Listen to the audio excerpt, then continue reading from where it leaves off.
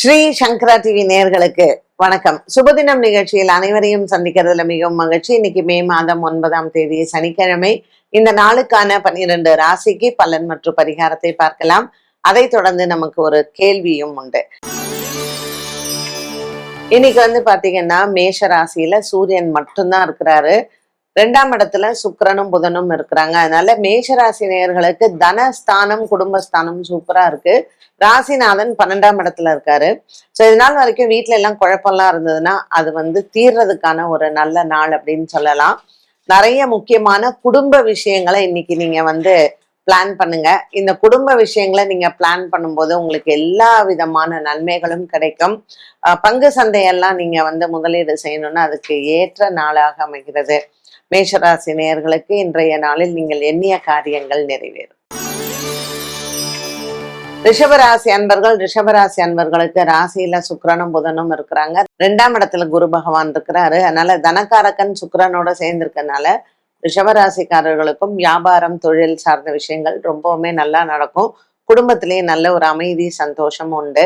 இன்னைக்கு பல நாளா நீங்க முயற்சி செய்த ஒரு சில விஷயங்கள் இன்றைய நாள் உங்கள் முயற்சியில் வெற்றி அடையும். ஸோ நீங்க மீண்டும் தோற்று போன விஷயங்களில் இன்று முயற்சி செய்தால் இந்த நாள் உங்களுக்கு ரொம்ப அற்புதமான நாளாக அமைகிறது. மிதுன ராசி நேயர்களுக்கு சந்திராஷ்டம தினமாக அமைகிறது. ஸோ இன்னைக்கு சந்திரன் 8ஆம் இடத்துல இருக்காரு. ஸோ கொஞ்சம் மன கிளேசம் மனக்குழப்பம் இது எல்லாமே இருக்கும். இருந்தாலும் சின்ன சின்ன விஷயங்களுக்காக நம்ம மனசு டிஸ்டர்ப் பண்ணிக்க வேண்டாம். பச்சரிசி தானம் கொடுங்க, பசுமாடுகளுக்கெல்லாம் உணவு கொடுங்க. இந்த நாள் நல்ல நாளாகவே அமையும். கடகராசி அன்பர்கள் ராசிநாதன் சந்திரன் 7ஆம் இடத்துல இருக்காரு. அதனால திருமணம் சார்ந்த விஷயங்கள் குடும்பத்தில் பிரிவு இது சம்பந்தப்பட்ட விஷயங்கள்ல நீங்க பேசி முடிவெடுக்கலாம். அற்புதமான நாளாக இருக்கும். இன்னைக்கு பல நாளா இருந்து வந்த ஒரு சில விஷயங்களுக்கு நல்ல முடிவுகளை பெறக்கூடிய நாளாக அமைகிறது. கடகராசி அன்பர்களுக்கு இன்னைக்கு ஏற்றம் இறக்கம் இருந்தாலும் இந்த நாளில் உங்களினுடைய பல பழைய நண்பர்கள் இல்லைன்னா உறவினர்கள் இவங்களை எல்லாம் பார்க்கறதுக்கான ஒரு அற்புதமான நாள். சிம்மராசி நேயர்களுக்கு கொஞ்சம் மனசுல சின்ன சின்ன கவலைகள் எல்லாம் போகும். எப்பவுமே இந்த சிம்மராசி நேயர்களுக்கு அவங்க முயற்சி செய்யும் பொழுது உடனே கிடைக்கவே கிடைக்காது. அது மாதிரி இப்ப 8ஆம் இடத்துல வேற செவ்வாயும் சனியும் இருக்கா. அதனால அந்த முயற்சியில கொஞ்சம் தோத்து போயிட்டோமே அப்படின்னு அவங்க சோர்வு மட்டும் அடையவே மாட்டாங்க. இன்னைக்கு மீண்டும் முயற்சி செய்யறது ஃபீனிக்ஸ் பறவை மாதிரி அவங்கெல்லாம். அதனால மீண்டும் முயற்சி செய்யும் பொழுது இன்னைக்கு சில விஷயங்கள்லாம் நடக்கும் பொழுது உண்மையிலேயே மனசுல அவங்களுக்கு அவ்வளோ சந்தோஷம் இருக்கும். இன்னைக்கு ஒரு சிவன் ஆலய வழிபாடு உங்களுக்கு நல்லது. சிம்மராசி நண்பர்களுக்கு இன்றைய நாளில் எடுத்த வேலைகள் அனைத்துமே வெற்றி அடையும். கன்னிராசி நேயர்களுக்கு இன்று மனதிற்கு நிறைவான நாளாகவே இருக்கும். உடன் பிறந்த சகோதர சகோதரிகளால் நல்ல லாபம் கிடைக்கும். ஸோ 10ஆம் இடத்துல குரு இருக்காரு. அதனால வேலை செய்யக்கூடிய விஷயங்கள்ல கொஞ்சம் நல்ல மாற்றங்களை எல்லாம் நீங்க பார்க்கலாம். இன்னைக்கு கன்னிராசி நேயர்களுக்கு சின்ன சின்ன விஷயங்களுக்கும் கூட ஒரு விதமான ஒரு சந்தோஷம் அவங்களுக்கு கிடைக்கும். ஸோ அதனால இன்னைக்கு எந்த வேலை நீங்க செய்தாலும் ஒரு திருப்தி அப்படிங்கிறது கண்டிப்பாக உண்டு. துலாம் ராசி அன்பர்களுக்கு குடும்பத்துல ஒரு சிலருக்கெல்லாம் ரொம்ப நாளா ஒரு மருத்துவ செலவெல்லாம் இருந்திருக்கும். அதெல்லாம் மாறுறதுக்கான ஒரு சில அமைப்புகள் உண்டு. ஸோ துலாம் ராசி நேயர்களுக்கு இன்னைக்கு எடுத்த காரியத்தில் வெற்றிகளும் கிடைக்கும். இந்த நாள் மேலும் சிறப்பாக இருக்க துலாம் ராசி அன்பர்கள் சனிக்கிழமை அதனால மறக்காமல் நரசிம்மர் ஆலய வழிபாட்டை மேற்கொள்ளலாம். விருச்சிக ராசி நேயர்களுக்கு அலைச்சல் அதிகமாக இருக்கும். ராசிநாதன் செவ்வாய் நமக்கு 5ஆம் இடத்துல சனி பகவானோட இருக்காரு. 6ஆம் இடத்துல சூரியன் இருக்காரு. ஸோ கொஞ்சம் இவங்களுக்கு சுப செலவுகள் இன்னைக்கு வந்தாலும் கூட ஒரு குடும்ப ஒற்றுமை அப்படிங்கிறது கண்டிப்பாக இருக்கும். மனதிற்கு அமைதியான நாளாக அமைகிறது. தனுசு ராசி அன்பர்களுக்கு நல்ல ஒரு முன்னேற்றமான நாளாக இருக்கும். ஒரு சில வீடுகள்ல எல்லாம் அந்த திருமண விஷயங்கள் பேசுறது இல்லைன்னா எடுக்கும் போதே ஏதாவது நடக்க மாட்டேங்குது அப்படிங்கிற ஒரு வருத்தம்லாம் இருக்கும் இல்லையா. இன்னைக்கு சனிக்கிழமை ஸ்திர வாரம். நிறைய பேர் நினைச்சுப்பாங்க சனிக்கிழமைன்னா நாள் நல்ல நாளே கிடையாது அப்படின்னு. எந்த ஒரு விஷயத்தை சனிக்கிழமை செய்தாலும் அது ஸ்திரமாக இருக்கும் அப்படின்னு சொல்லுவாங்க. அதனால இன்னைக்கு சனிக்கிழமை பெருமாளினுடைய நாளும் கூட. நீங்க திருமண விஷயங்கள் பேசுறது இல்லைன்னா ஏற்கனவே அதெல்லாம் நாங்க ஆரம்பிச்சிட்டோம்ப்பா, இன்னைக்கு சும்மா ஒரு ஜாதகத்தையாவது போய் பார்த்துட்டு வரலாமே, இல்ல போய் ரெஜிஸ்டர் பண்ணிட்டு வரலாம், அந்த மாதிரியான விஷயங்கள்லாம் கண்டிப்பாக பண்ணுங்க. நிறைய விஷயங்கள் உங்களுக்கு இன்னைக்கு தடங்கல் இல்லாமல் நடக்கும் பொழுது இந்த நாள் நல்ல நாள். மகர ராசி அன்பர்களுக்கு ராசியிலேயே சந்திரன் இருக்கிறாரு இன்னைக்கு. திருவோண நட்சத்திரம், அதுவும் சனிக்கிழமை வேற, கேட்கவே வேண்டாம். பெருமாளுடைய நாள். கொஞ்சம் இந்த மகர ராசி அன்பர்கள் இன்னைக்கு நீங்க சாப்பிடும் பொழுது உப்பு இல்லாம சாப்பிடுங்க.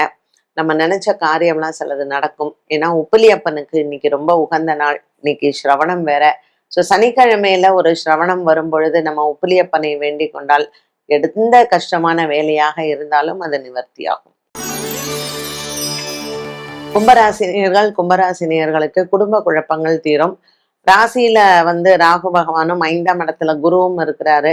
அதனால உங்களுக்கு நிறைய விஷயங்கள் பிள்ளைகள் மூலமாக நல்லது நடக்கிறதுக்கான வாய்ப்புகள் உண்டு. 12ஆம் இடத்துல சந்திரன் இருக்கார், கொஞ்சம் தூக்கமின்மை இருக்கும். இருந்தாலும் இன்றைய நாளில் உங்களினுடைய முயற்சிகளுக்கு வெற்றிகள் இருக்கும். அலுவலக விஷயமாக இன்னைக்கு ஒரு சில நல்ல செய்தி எல்லாம் வரும். ஸோ அந்த சந்தோஷத்தோட இந்த சனிக்கிழமையை கொண்டாடலாம்.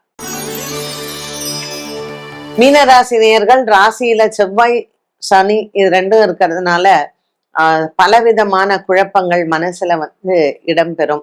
இந்த மீனராசி அன்பர்களுக்கு இன்றைய நாளில் 6ஆம் இடத்துல இருக்கக்கூடிய கேதுனால நல்ல ஒரு தன லாபங்கள் கிடைக்கக்கூடிய நாளாக அமைகிறது. மீனராசி அன்பர்களுக்கு இன்னைக்கு மனசுல இருக்கக்கூடிய குறைகள் கண்டிப்பாக தீரும். எடுத்த வேலை எல்லாமே உங்களுக்கு நல்லபடியாக முடியும். இந்த நாள் இந்த மீனராசி அன்பர்களுக்கு இன்னும் மேலும் சிறப்பாக அமையறதுக்கு ஜென்ம சனியில் இருக்கக்கூடிய நீங்கள் சனிக்கிழமை அன்று இன்றைய நாளில் விநாயக பெருமானை வழிபாடு செய்யலாம். 12 ராசிகளுக்கும் உண்டான பலன் மற்றும் பரிகாரத்தை பார்த்து இந்த நாளுக்கான கேள்வியை பார்க்கலாம்.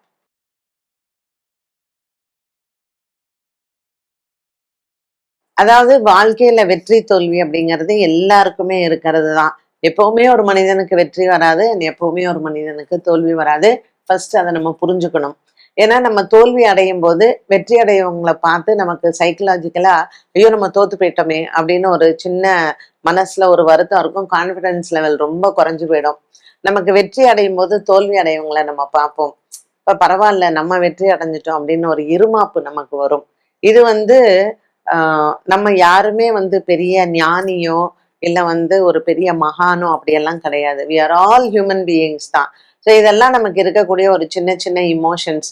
இப்ப நம்ம தோல்வியே எனக்கு வரக்கூடாது, அதுக்கு நான் ஒரு பரிகாரம் அப்படின்னாலும் அது கிடையவே கிடையாது. ராமருக்கும் தோல்வி வந்திருக்கு, கிருஷ்ணருக்கும் தோல்வி வந்திருக்கு, பரசுராமருக்கும் வந்திருக்கு. அதனால எல்லாருமே நம்ம பார்க்கக்கூடிய இதிகாசங்கள் எல்லாமே தோல்வி வெற்றி எப்பொழுதுமே வாழ்க்கையில வரும். முயற்சி அப்படிங்கிறது கண்டிப்பாக இருக்கணும். தோல்வி அடையும் பொழுது அதை பத்தி யோசிக்காம ஐயோ தோத்து போயிட்டோமே அப்படின்னு யோசிக்காம அடுத்தது நான் வெற்றி அடையிறதுக்கு என்ன செய்யணும் அப்படிங்கிறத நம்ம யோசிக்கணும். அண்ட் வெற்றி அடையும் பொழுது அடுத்தது வெற்றிக்கு எப்படி, தோல்வி வந்துட்டால் நம்ம அதை எப்படி கையாளணும் அப்படிங்கிறதையும் நம்ம யோசிக்கணும். ஸோ இந்த மாதிரியான சிந்தனைகளை யார் நமக்கு கரெக்டா கொடுப்பாங்க அப்படின்னு பாத்தீங்கன்னா பெருமாள் தாங்க. மகாவிஷ்ணு கோவில் நீங்க பாத்தீங்கன்னா எப்பவுமே பீஸ்ஃபுல்லா இருக்கும். ஒரு சிவன் கோயில் போங்களேன், ஒரு உஷ்ணம் இருந்துட்டே இருக்கும் அந்த இடத்துல. ஏன்னா சிவனே உங்களுக்கு அக்னி தானே.